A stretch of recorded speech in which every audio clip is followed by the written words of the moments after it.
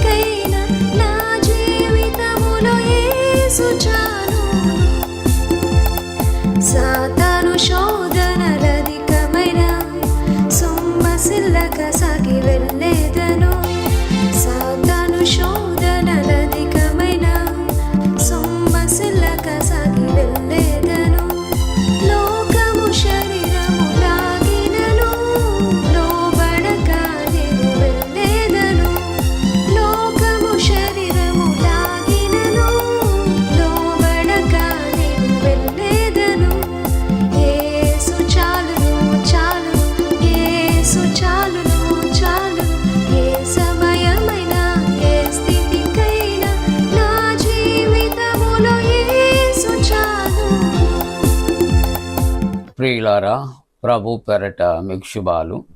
జన్మదినాలు, వివాహ దినాలు జరుపుకుంటున్న కుటుంబాలకు యేసుక్రీస్తు ప్రభు పరిశుద్ధ నామమున పండు friends and sisters YouTube channel ద్వారా శుభాలు మేము తెలియజేస్తున్నాం. మీ కొరకు ప్రార్థన చేస్తూ ఉన్నాం. దేవుడు మిమ్మల్ని దీవించునుగాక. మంచిదండి.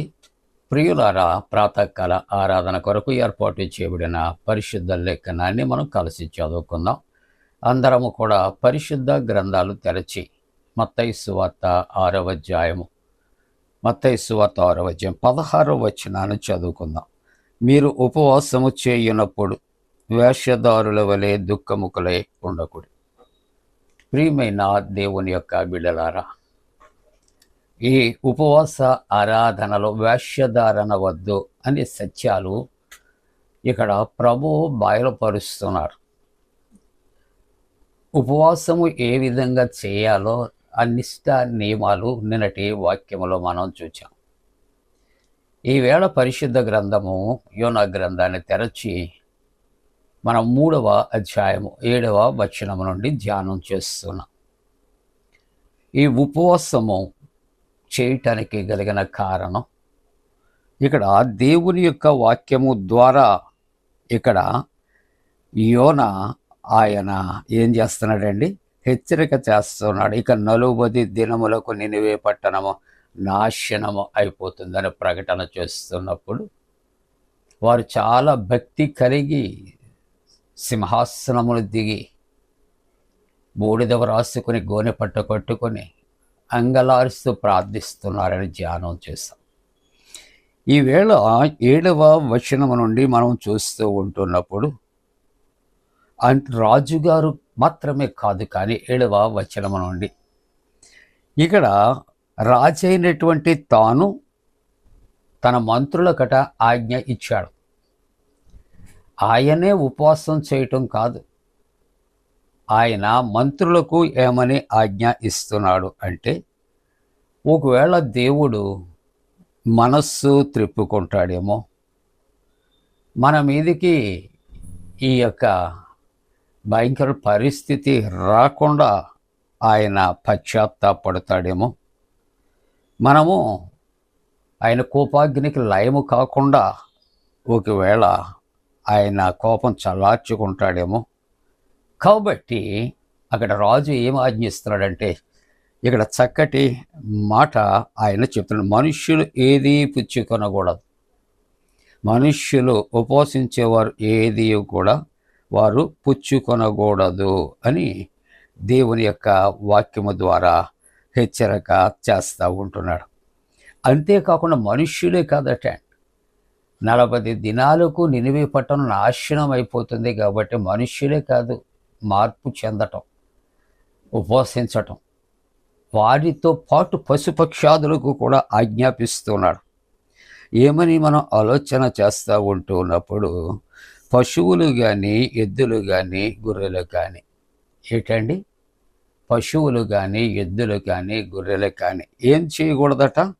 అవి మేత మేయకూడదు, నీళ్లు త్రాగకూడదు. ఎంత కఠినమైనటువంటి దీక్ష చేయటానికి ఇక్కడ దేవుని యొక్క మాటలు యోన ప్రకటన చేస్తూ ఉన్నాడు. ప్రియులారా, ప్రియమైన దేవుని యొక్క కుటుంబమా, మనుష్యులందరూ కూడా ఏం చేయాలి? మేము ఉపవాసం చేస్తున్నాం కదా అనేదే కాదు, తగ్గించుకుంటున్నాం అనేదే కాదు, మేము ఆహార పానాలు మానివేశాం అనే కాదు, ఇంకా చేయవలసినటువంటి పనులు ఏమిటి అని ఆలోచన చేస్తే ఇక్కడ మనుష్యులు అందరూ తమ దుర్మార్గములను విడిచిపెట్టాలి.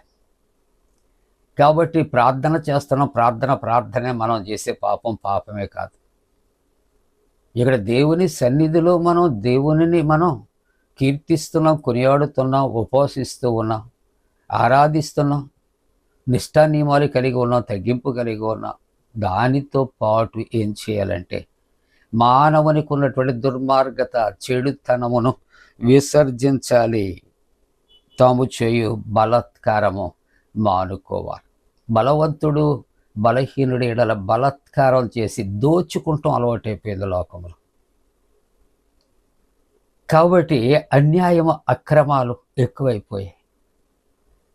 కాబట్టి ఉపవాసము ఇంత తగ్గింపు, ఎంతో భక్తి భావాలతో చేస్తూ ఉండి సరిపోదు, కానీ దుర్మార్గత మనం విడిచిపెట్టాలి. అంతేకాకుండా బలాత్కారము మనం మానివేయాలి. మనుష్యులేమి పశువులేమి ఏం కట్టుకోవాలటండి? గోనె పట్ట కట్టుకోవాలి. జనులు మనపూర్వకంగా దేవునిని వేడుకోవాలి. అది ఉపవసిస్తున్నాము, 10 మంది కూర్చున్నాం అని అనుకుంటాం గొప్ప కాదు, కానీ లోకాభిరామాయణం చెప్పుకుంటాం కాదు. మరి ఏం చేయాలి?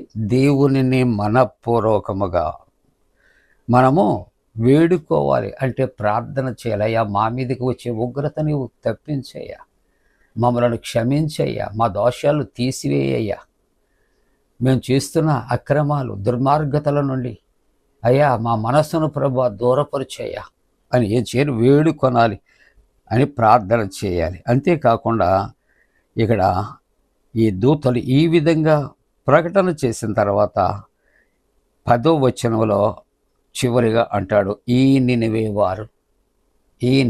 వారు తమ చెడువ్రతలను మానుకొనగా. అసలు ఎందుకు ఈ నినివే పట్టణం మీదకి ఎందుకు ఈ దేవుని ఉగ్రత వచ్చి నాశనం అవుతుంది?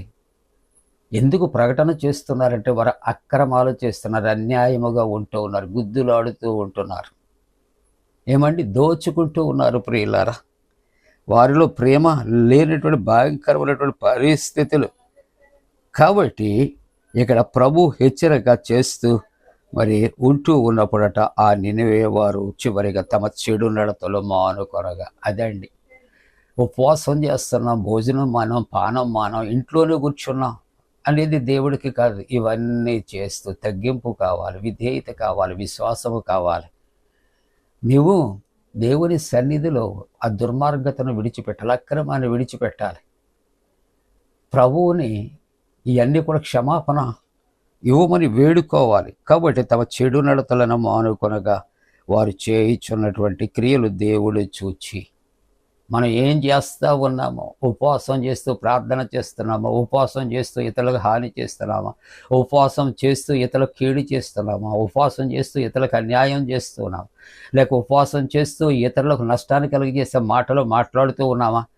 ఇవన్నీ నటండి దేవుడు చూస్తాడట. ఈ నినివే వారు తమ చెడు నడతలను మానుకొనగా వారు చేయించిన క్రియలను దేవుడు చూచి 40 దినాలకు నినివే పట్టణము కాల్చబడుతుంది, నాశనం అయిపోతుందని దేవుని యొక్క వాక్కు నినివే ద్వారా ప్రకటన, నినివేకి యోనా ద్వారా ప్రకటన చేస్తూ ఉంటుండగా వీరు చేస్తున్నటువంటి ఉపవాసము ఆయన అంగీకరించి ఏం చేస్తున్నాడు? వారికి చేయుదునని తాను మాట ఇచ్చిన కీడు చేయక మాని. ఇంత నిష్ట ఈ 3వ అధ్యాయములో మనం చూసినటువంటి ప్రకారముగా తూచా తప్పకుండా నిష్ఠతో మనం ప్రభువు చెప్పినటువంటి రీతిలో చేయగలిగితే మన మీదకి రానయ్యున్న కీడు రాకుండా ఆగుతుందంట. 40 దినములకు నినివే నాశనమైపోవాలి. కానట వారి మనస్సును చూచాడు, వారి హృదయాల్లో మార్పు చూచాడు, మారు మనస్సు కలిగినటువంటి ప్రజలను చూచాడు, వారి తగ్గింపు చూచాడు, వారు ప్రార్థించగా వింటూ ఉన్నాడు. కాబట్టి దేవుడే పశ్చాత్తాప్తుడే వారి మీదకి రానయ్యన ఉగ్రత రాకుండా దేవుడు ఆపాడట. మనం అనుకుంటూ ఉంటాం, నేను ఎవరికి అన్యాయం చేయలేదు, నేను ఎవరిని నష్టపరచలేదు, నేను ఎవరికి కీడు చేయలేదు, నేను ఎవరిని కూడా నేను ఇదిగో నోరుతో ఇంత ఒక మాట కూడా మాట్లాడలేదు అని అనుకుంటాం. మనం మాట్లాడలేకపోయినా చేతలు చేస్తాం, చేతలు కాకపోయినా మాటల్లో నష్టపరుస్తూ ఉంటాం. మనకు మనమే నీతిమంతులము అనుకుంటాం. నేను ఇంత గొప్పవాడిని, నేను ఏం పాపం చేశానని తగ్గించుకోవాలి అని ప్రశ్న వేసుకుంటాం. కానీ నిన్నవే పట్టణపు రాజు అట సింహాసనాలు దిగాడట. ఏమండి, అతడు రాజవస్త్రాలు తీసివేశాడట, గోనె పట్ట కొట్టుకున్నాడట, అతడట బూడిదలో కూర్చున్నాడట. పశుపక్షాదులు కూడా గోనె పట్ట కొట్టుకోవాలి, అవి కూడా ఆహార పానాలు తీసుకోకూడదు, దేవుని సన్నిధిలో మొరపెట్టాలి. ఎంత కఠినమైన దీక్ష చేసినప్పుడు దేవుడు ఏం చేశాడు? వారి మీదకి వచ్చే ఉగ్రతలను తప్పించాడు. మన జీవితాల్లో కూడా మన కుటుంబాలకు మనకు క్షేమము కలగాలి అంటే నేనేం చేశాను అనే ప్రశ్న కాదండి. నేను ఏం చేశానో నాకు తెలియకపోయినా ఆయనకి తెలుసు. దాన్ని సరి చేసుకుందాం, దాన్ని దిద్దుకుందాం. మనుష్యులు ఒక్కొక్కసారి అనేక రీతుల్లో తప్పిపోతుంటాం. నేనేం తప్పేం చేయలేదు కదా, నేను ఇలాగ అన్నాను అంతే, ఇలా చేశాను అంతే. కానీ అదే ఇతరులకు నష్టం కలిగిస్తే అది నీకు కీడు. కాబట్టి రిపెంటెన్స్ అనేది లేకుంటే మారు మనసు అనేది మన జీవితంలో కలగాలి. ప్రభు చెప్పిన రీతిలో ఉపవాస దీక్షతో ప్రభు యొక్క దైవ దీవులు పొందుకుందాం. అట్టి కృప పొందుకుంటారు. దేవుడు తన పరిశుద్ధాత్మ మనపై మెండుగా కుమరించురోగాక. ఆమేన్. ప్రార్థన. పరిశుద్ధుడా, ఉపవాసము నినివే పట్టణస్థులు ఏ విధంగా చేశారో అది మాకు నాయనా నువ్వు తెలియపరిచావు, మాతో మాట్లాడ. మేము కూడా మా జీవితాల్లో అట్టి గొప్ప మార్పు పొందుకొని నీ యొక్క దీవెనలు మా కుటుంబాలు పొందుకోవాలి, ఆశీర్వాదాలు పొందుకోవాలి. జన్మదినాలు, వివాహ దినాలు జరుపుకుంటున్న కుటుంబాలను ఆశీర్వదించండి ప్రభువా. ఇదిగో తండ్రి, చక్కటి వాతావరణం మాకు అనుగ్రహించండి, రక్షణ కలుగుచేయండి. గల్ఫ్లో యుద్ధ వివత్సాలు దూరపరచండి. చిన్న బిడ్డలు, వారి తల్లిదండ్రులు, యవనస్తులు, వారి ఉద్యోగ వివాహాల కొరకు, గర్భిణీ స్త్రీలు సుఖప్రసవం కొరకు ప్రార్థన చేస్తూ ఉంటున్నాం తండ్రి. సంతానం కొరకు ఎదురు చూస్తున్న కుటుంబాలు సత్సంతానం కొరకు ప్రార్థిస్తాం. ఏ కుటుంబాలలో ఎవరు అనారోగ్యంతో ఉన్నారో వారిని పరమ వైద్యుడిగా దర్శించి స్వస్థపరచండి. యేసు ప్రభు దివ్య నామమున వేడుకొనుచున్నాం తండ్రి. ఆమేన్. మన పరమ తండ్రి అయిన దేవుని యొక్క ప్రేమయు, ప్రభువైన యేసుక్రీస్తు ప్రభు కృపయు, పరిశుద్ధాత్మక అన్యోన్య సహవాసం ఆరాధిస్తున్న కుటుంబాల తోడు ఉండి సంరక్షించి కాపాడును గాక.